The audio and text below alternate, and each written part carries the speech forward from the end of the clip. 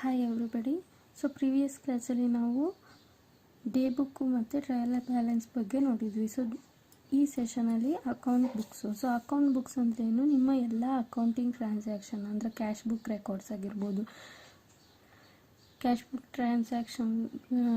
Book records ಅಂದರೆ ಎಲ್ಲ transactions, ಏನೇನು ಕ್ಯಾಶ್ನ ಅಫೆಕ್ಟ್ ಮಾಡುತ್ತೆ ಅದೆಲ್ಲ ಟ್ರಾನ್ಸಾಕ್ಷನ್ಸು. ಅಥವಾ ಸೇಲ್ಸ್ ಬುಕ್ ಟ್ರಾನ್ಸಾಕ್ಷನ್ ಅಂದರೆ ನಿಮ್ಮೆಲ್ಲ ಸೇಲ್ಸ್ ಎಂಟ್ರಿ. ಸೊ ಇದನ್ನೆಲ್ಲ ನಾವು ಬುಕ್ಸ್ ಆಫ್ ಅಕೌಂಟ್ ಅಥವಾ ಅಕೌಂಟಿಂಗ್ ಬುಕ್ಸ್ ಅಂತ ಕರಿತೀವಿ. ಸೊ ಈ ಅಕೌಂಟಿಂಗ್ ಬುಕ್ಸ್ನ ನಾವು cash book,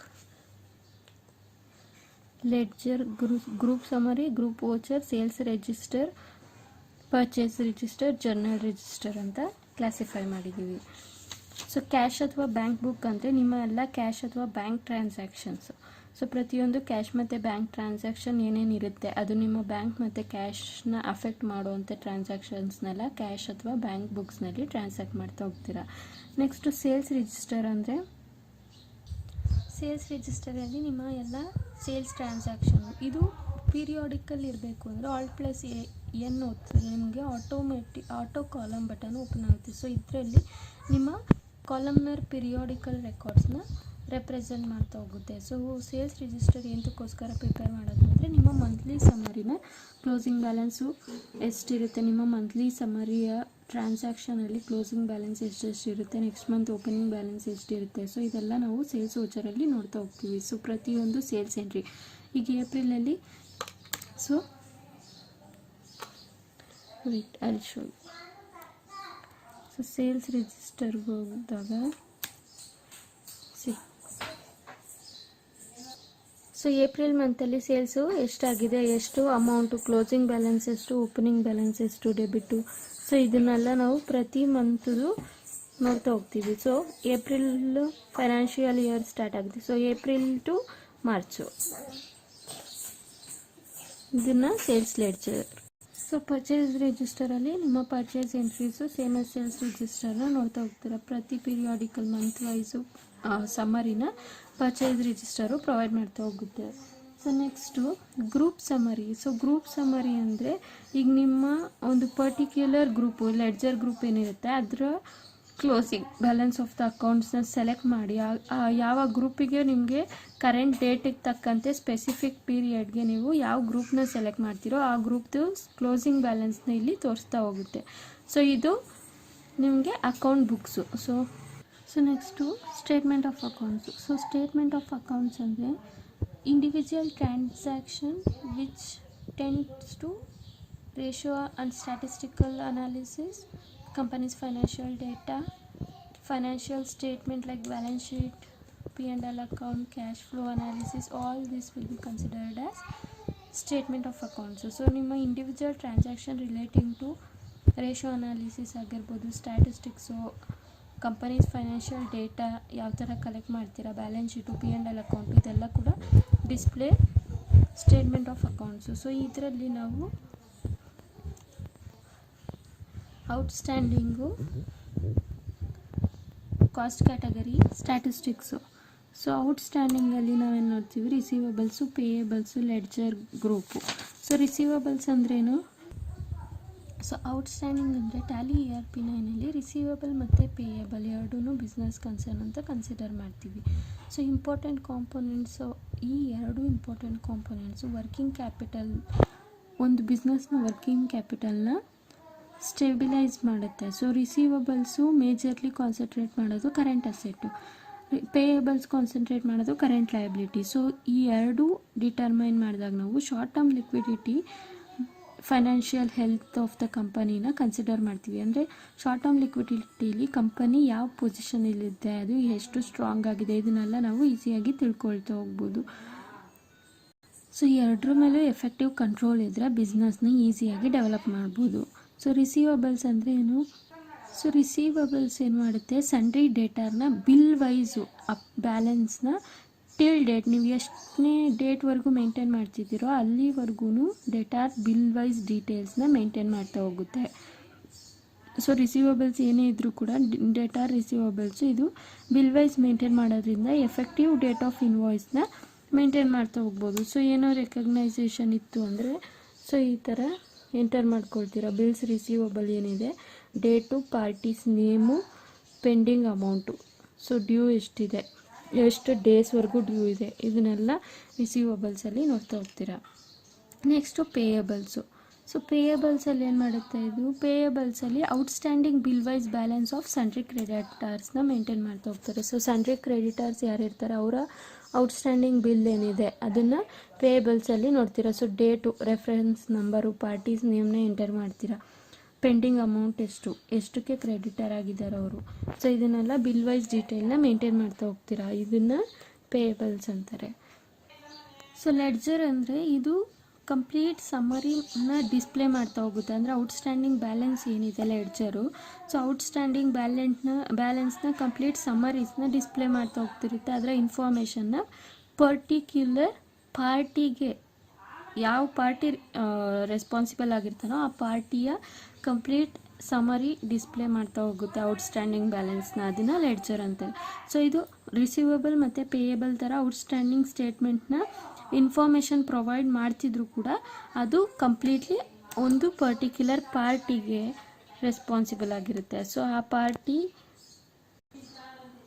so next, so alt plus C button use ಮಾಡಿಕೊಂಡು ನೀವು ಯಾವ ಪಾರ್ಟಿ, ರೆಸ್ಪೆಕ್ಟೆಡ್ ಪಾರ್ಟಿನ ಸೆಲೆಕ್ಟ್ ಮಾಡಿರ್ತೀರೋ ಆ ಪಾರ್ಟಿಯ ಅಡ್ರೆಸ್ಸು, ಕಾಂಟ್ಯಾಕ್ಟ್ ಡೀಟೇಲ್ಸು, ಅವನ ಕಂಪ್ಲೀಟ್ ಔಟ್ಸ್ಟ್ಯಾಂಡಿಂಗ್ ಅಮೌಂಟ್ ಡೀಟೇಲ್ಸ್ನ ನೋಡ್ತಾ ಹೋಗ್ಬೋದು.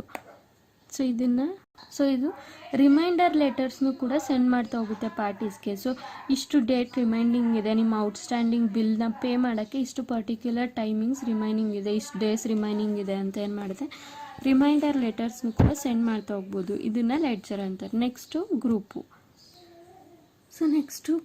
ಸೊ ಗ್ರೂಪ್ ಅಂದರೆ ಇದು, ಸೊ ಗ್ರೂಪು ನಿಮ್ಮ ಕಂಪ್ಲೀಟ್ ಸಮರೈಸ್ಡ್ ವ್ಯೂ. ಸೊ ನಿಮ್ಮ ಬ್ಯಾಲೆನ್ಸ್ ಲೆಡ್ಜರು, ಈಗ ಪರ್ಟಿಕ್ಯುಲರ್ ಗ್ರೂಪ್ ತೊಗೊಂಡಾಗ, ಈಗ ಒಂದು ಗ್ರೂಪ್ ಇದೆ ಅಂದರೆ ಅದರ ಲೆಡ್ಜರ್ ಬ್ಯಾಲೆನ್ಸಸ್ ಎಷ್ಟಿದೆ ಅನ್ನೋದನ್ನ ಕಂಪ್ಲೀಟಾಗಿ ಡಿಸ್ಪ್ಲೇ ಮಾಡ್ತಾ ಹೋಗುತ್ತೆ. ಸೊ ಈಗ ನೀವು ಸನ್ಡ್ರಿ ಡೇಟಾಸ್ ಗ್ರೂಪ್ ಇದೆ ಅಂದರೆ, ಸೊ ಪಾರ್ಟೀಸು, ಸೊ ಆ ಪಾರ್ಟೀಸ್ದು ಅಕೌಂಟ್ ಬ್ಯಾಲೆನ್ಸ್ ಎಷ್ಟಿದೆ ಅದನ್ನೆಲ್ಲ ಕಂಪ್ಲೀಟಾಗಿ ಆ ಪರ್ಟಿಕ್ಯುಲರ್ ಗ್ರೂಪಲ್ಲಿ ಯಾವ ಪಾರ್ಟಿ ಇರ್ತಾರೋ ಅವನ್ನ ಕಂಪ್ಲೀಟ್ ಡೀಟೇಲ್ಸ್ನ ಕೊಡ್ತಾ ಹೋಗುತ್ತೆ.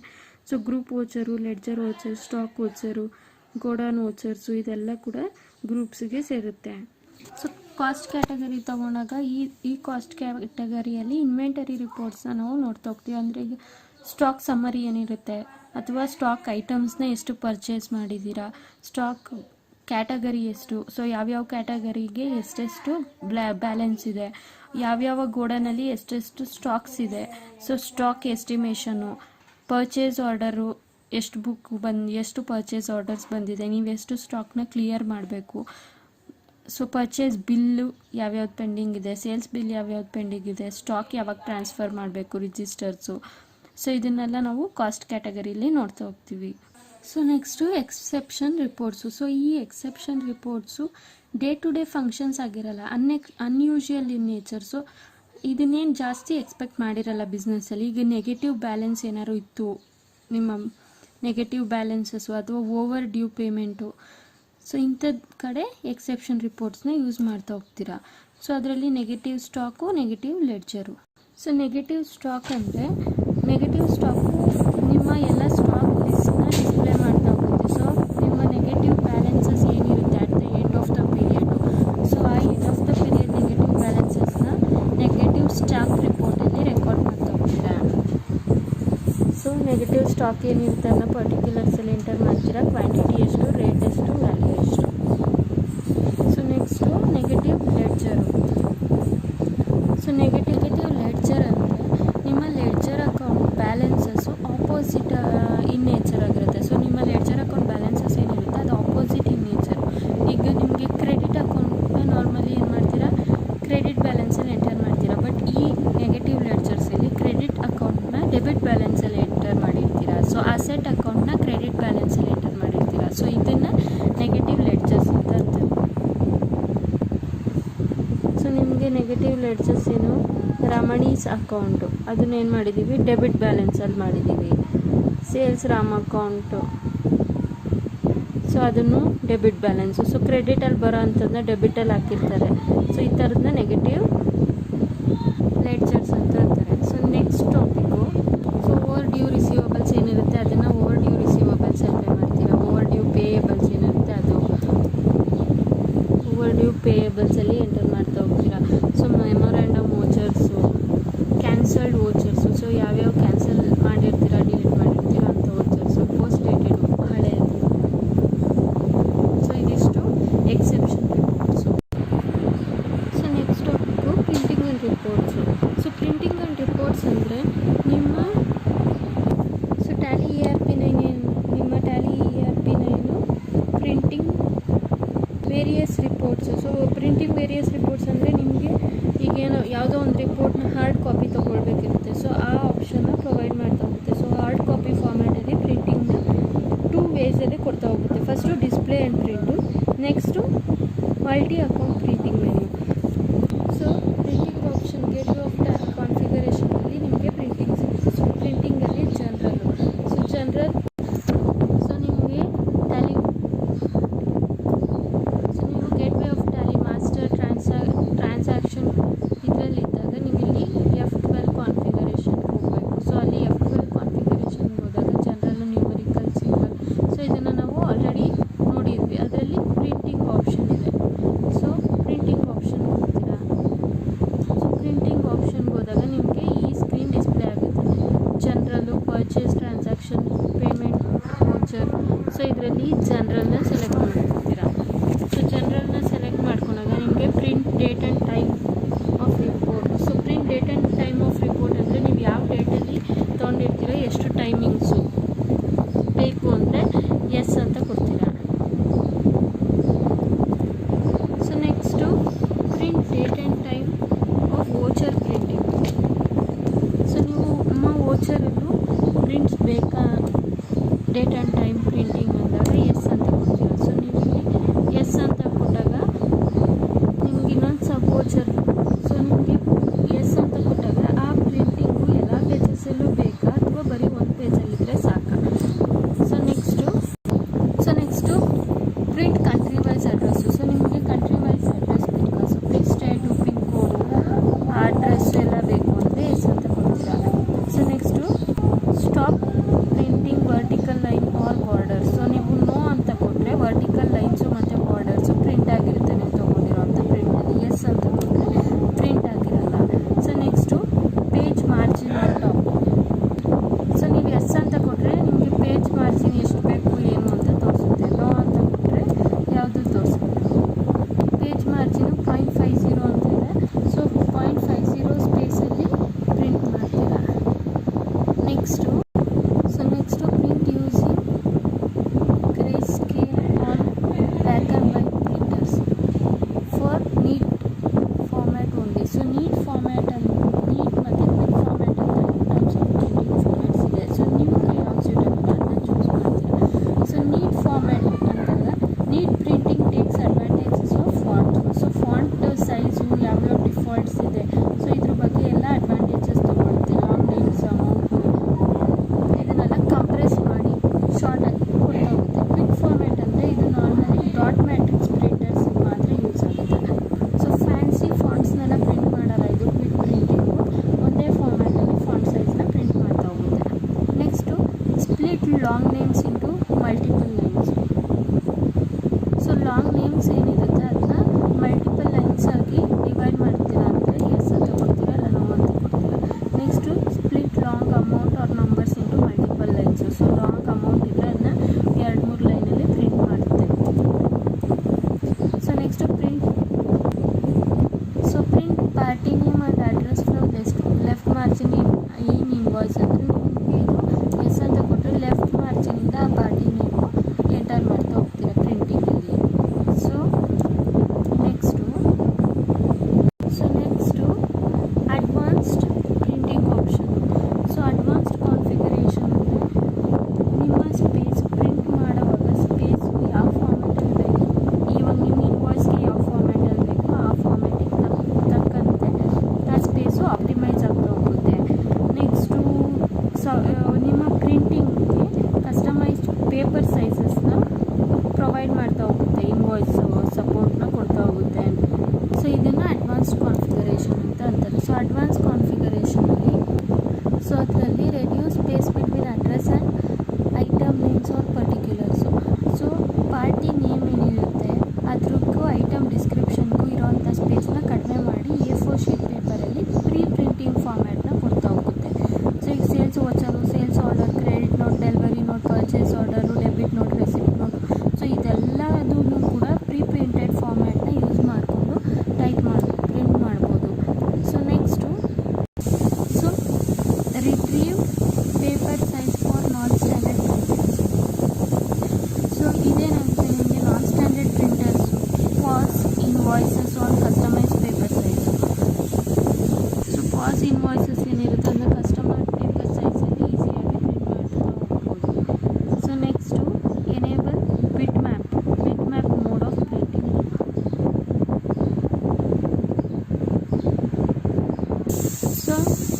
Particular option ledger character names ಏನಿರುತ್ತೆ, ಈಗ ಲೆಡ್ಜರ್ ನೇಮ್ಸ್ ಏನಿರುತ್ತೆ ಅದು ಓವರ್ಲ್ಯಾಪ್ ಆಗೋದು ಅಥವಾ ಕಂಪ್ರೆಸ್ಡ್ ಆಗೋಲ್ಲ.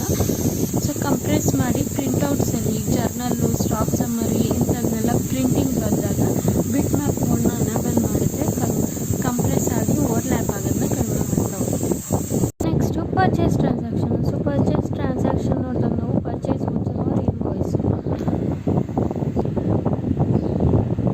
ಸೊ ಪರ್ಚೇಸ್ ಪ್ರಿಂಟಿಂಗ್ ಕಾನ್ಫಿಗರೇಷನಲ್ಲಿ title of document. So title of document ಏನಿರುತ್ತೆ ಇನ್ವಾಯ್ಸು ನಿಮಗೆ ಯಾವ್ದು ಬೇಕೋ ಅದನ್ನ ಚೇಂಜ್ ಮಾಡ್ಕೊಳ್ತಾ ಹೋಗ್ತೀರಾ. So next height, normal invoice, width, normal invoice, margin of top, margin of left. So by default height ಏನಿರುತ್ತೆ 10 ಇಂಚಸ್ ಇರುತ್ತೆ, width 7.50 inches, margin of top 0.25 inches, margin of left 0.50 inches. So next number of copies to print ಡಿಫಾಲ್ಟಾಗಿ 1 ಅಂತ ಕೊಟ್ಟಿರ್ತಾರೆ. ನಿಮ್ಗೆ ಎಷ್ಟು ಬೇಕೋ ನೀವು ಅದನ್ನ ಇನ್ಕ್ರೀಸ್ ಮಾಡ್ಕೊಳ್ತಾ ಹೋಗ್ತೀರಾ. So print in simple format. So ನಿಮ್ಗೆ ಸಿಂಪಲ್ ಫಾರ್ಮ್ಯಾಟೇ ಬೇಕು ಅಂದರೆ ಎಸ್ ಅಂತ ಕೊಡ್ತೀರಾ, ಇಲ್ಲಾಂದರೆ ನೋ ಅಂತ ಕೊಡ್ತೀರಾ. So print in voucher format. So ನಿಮ್ಮ ವೋಚರ್ ಫಾರ್ಮ್ಯಾಟ್ನ ಎಸ್ ಅಂತ ಕೊಡ್ತಾ ಹೋಗ್ತೀರಾ. ಸೊ ನಿಮಗೆ display of purchase invoice format ಎಲ್ಲ ಸಿಂಪಲ್ ಫಾರ್ಮ್ಯಾಟೆಲ್ಲ ಇರುತ್ತೆ ಮತ್ತು ವೋಚರ್ ಫಾರ್ಮ್ಯಾಟಲ್ಲಿ ಇರುತ್ತೆ, ಎಸ್ ಅಂತ ಕೊಡ್ತಾ ಹೋಗ್ತೀರಾ. Next print cost allocation voucher format. So voucher format ಡಿಫಾಲ್ಟಾಗಿ ನೋ ಅಂತ ಇರುತ್ತೆ. ನಿಮಗೆ ವೋಚರ್ ಫಾರ್ಮ್ಯಾಟ್ ಕಾಸ್ಟ್ ಅಲೋಕೇಶನ್ ಆಗಿದ್ದರೆ ಎಸ್ ಅಂತ ಕೊಡ್ತೀರಾ, ಅಕೌಂಟಿಂಗ್ ಫಾರ್ಮ್ಯಾಟ್ ಆಗಿದ್ದರೆ ನೋ ಅಂತ ಕೊಡ್ತೀರಾ. Print voucher references. ಸೊ ಈ ಆಪ್ಷನ್ನ ಎಸ್ ಅಂತ ಪ್ರೊವೈಡ್ ಮಾಡ್ತೀರಾ. So purchase voucher reference number ಬೇಕಿರೋದ್ರಿಂದ ಈ ಪರ್ಚೇಸ್ ಇನ್ವಾಯ್ಸ್ಗೆ ಎಸ್ ಅಂತ ಕೊಡ್ತಾ ಹೋಗ್ತೀರಾ. So next print order details. So ನಿಮಗೆ ಆರ್ಡರ್ ಡೀಟೇಲ್ಸ್ ಬೇಕಿದೆ ಅಂದರೆ ಎಸ್ ಅಂತ ಕೊಡ್ತೀರಾ, ಇಲ್ಲಾಂದರೆ ನೋ ಅಂತ ಕೊಡ್ತೀರಾ. Next print companies tax registration number. So ನಿಮ್ಮ ಟ್ಯಾಕ್ಸ್ ರಿಜಿಸ್ಟ್ರೇಷನ್ ನಂಬರ್ನು ಕೂಡ ನೀವು ಪ್ರಿಂಟ್ ಮಾಡಬೇಕು ಅಂತ ಆಪ್ಷನ್ ಇದೆ. ಸ್ಟ್ಯಾಚ್ಯುಟರಿ ಆ್ಯಂಡ್ ಟ್ಯಾಕ್ಸೇಷನ್ ಫೀಚರ್ಸ್ ಸ್ಕೀಮಲ್ಲಿ ನಾವು ನೋಡಿದ್ವಿ. ಬೈ ಡಿಫಾಲ್ಟ್ ಆಪ್ಷನ್ ಏನಿರುತ್ತೆ ಎಸ್ ಅಂತ ಇರುತ್ತೆ. So tax registration number print ಆಗ್ತಾ ಹೋಗುತ್ತೆ. Next print buyers tax registration number. So option ಏನಿರುತ್ತೆ ಎಸ್ ಅಂತ ಕೊಟ್ಟಿರ್ತೀರ. ಡಿಫಾಲ್ಟ್ ಆಪ್ಷನ್ ಕೂಡ ಎಸ್ ಅಂತಲೇ ಇರುತ್ತೆ. So buyer tax registration number ಏನಿರುತ್ತೆ ಅದನ್ನು ಮೆನ್ಷನ್ ಮಾಡಬೇಕು ledger masters. So next print buyer CST number, CST registration number. So CST registration ನಂಬರ್ನ ಮೆನ್ಷನ್ ಮಾಡಿರಬೇಕು ಲೆಡ್ಜರ್ ಮಾಸ್ಟರ್ಸು. ಸೊ ಅದಕ್ಕೋಸ್ಕರ ಎಸ್ ಅಂತ ಕೊಡ್ತೀರಾ. Print complete mailing address. Yes, complete mailing ಅಡ್ರೆಸ್ನ print ಮಾಡ್ತಾ ಹೋಗಬೇಕು. Telephone number, contact, personal contact, name, email address, fax ಎಲ್ಲನೂ provide ಮಾಡ್ತಾ ಹೋಗಬೇಕು ಸಪ್ಲೈಯರ್ ಲೆಡ್ಜರ್ ಮಾಸ್ಟರ್ಗೆ. ಸೊ ಅದಕ್ಕೋಸ್ಕರ ಎಸ್ ಅಂತ ಕೊಡ್ತೀವಿ. So print serial number. So serial number ನೀವು ಬೇಕು ಅಂದಾಗ ಎಸ್ ಅಂತ ಕೊಟ್ಟಿರ್ತೀರ. ಈಗ ಪರ್ಚೇಸ್ ಇನ್ವಾಯ್ಸಲ್ಲಿ ನೀವು ನೋಡ್ಬೇಕು ಯಾವ ಸೀರಿಯಲ್ ನಂಬರ್ ಅಂತ. ಸೊ ಅಂತ next print part number. So stock items ಏನಿರುತ್ತೆ ಅದಕ್ಕೆ ಪಾರ್ಟ್ ನಂಬರ್ ಬೇಕಿರುತ್ತೆ, ಅದಕ್ಕೋಸ್ಕರ ಎಸ್ ಅಂತ ಕೊಡ್ತಾ ಹೋಗ್ತೀವಿ. Next print quantity column. So quantity column ಏನು ಟ್ಯಾಲಿ ERP9 ಪ್ರಿಂಟ್ಸ್ ಏನಿರುತ್ತೆ build quantity of stock items. So stock items quantity ಏನಿಲ್ಲ ಬಿಲ್ ಮೇಲೆ ಮೆನ್ಷನ್ ಮಾಡಿರ್ತೀವಿ, ಅದು ಇನ್ವಾಯ್ಸಲ್ಲಿ ಮೆನ್ಷನ್ ಮಾಡಿರ್ತೀವಿ ನಾವು ಅದನ್ನೆಲ್ಲ. ಸೊ ಅದಕ್ಕೋಸ್ಕರ ಎಸ್ ಅಂತ ಕೊಟ್ಟಿರ್ತೀವಿ. ಕ್ವಾಂಟಿಟಿ ಕಾಲಮ್ನ ಎಸ್ ಅಂತ ಕೊಟ್ಟಿರ್ತೀವಿ. ನಿಮಗೆ ಇನ್ವಾಯ್ಸಲ್ಲಿ ನಾವು ಮೆನ್ಷನ್ ಮಾಡಿರ್ತೀವಿ ಎಷ್ಟು ಕ್ವಾಂಟಿಟಿ ಬೈ ಮಾಡಿರ್ತಾರೆ ಅಂತ, ಅದಕ್ಕೋಸ್ಕರ ಎಸ್ ಅಂತ ಮೆನ್ಷನ್ ಮಾಡ್ತೀವಿ. Print alternate quantity. So alternative quantity defaultly no ಅಂತ ಇರುತ್ತೆ. ಸೊ ನಿಮಗೆ ಬೇಕಿತ್ತು ಅಂದರೆ ಎಕ್ಸ್ಟ್ರಾ ಕಾಲಮ್ ಏನಾದರೂ ಬೇಕು ಆಲ್ಟರ್ನೇಟಿವ್ ಕ್ವಾಂಟಿಟಿಗೆ ಅಂದರೆ ನೀವು ಕೊಡ್ಬೋದು. So print actual quantity column. So by default option ನಿಮಗೆ ನೋ ಅಂತ ಇರುತ್ತೆ. ಸೊ ನಿಮಗೆ ಬೇಕಿದ್ದಾಗ ಈಗ ನಿಮಗೆ ಶಿಪ್ಡ್ ಕ್ವಾಂಟಿಟಿ ಏನಿರುತ್ತೆ ಪರ್ಚೇಸ್ ಇನ್ವಾಯ್ಸಲ್ಲಿ ಮೆನ್ಷನ್ ಮಾಡಿರ್ತಾರೆ. ಸೊ ಅದನ್ನು ಸಿಂಪಲ್ ಫಾರ್ಮ್ಯಾಟಲ್ಲಿ ಮೆನ್ಷನ್ ಮಾಡಿರ್ತಾರೆ. ಇಂಥ ಸಿಚುವೇಷನಲ್ಲಿ ಪ್ರಿಂಟ್ ಆ್ಯಕ್ಚುಯಲ್ ಕ್ವಾಂಟಿಟಿ ಕಾಲಮ್ನ ಓಕೆ ಮಾಡಿರ್ತಾರೆ. Next print rate column. Print rate column ಅಂದರೆ ಈಗ ನಿಮ್ಮ ಕ್ವಾಂಟಿಟಿ ಎಷ್ಟು ತೊಗೊಂಡಿದ್ದೀರಾ ಅದಕ್ಕೆ per unit of stock item ಇನ್ವಾಯ್ಸಲ್ಲಿ ಮೆನ್ಷನ್ ಮಾಡ್ತಾ ಹೋಗ್ತೀರಾ, ಅದಕ್ಕೆ ಎಸ್ ಅಂತ ಕೊಟ್ಟಿರ್ತೀರಾ. So print godown name. So ನಿಮಗೆ ಯಾವ ಗೋಡನಿಂದ ಬಂದಿದೆ ಅಂತ ಪರ್ಚೇಸ್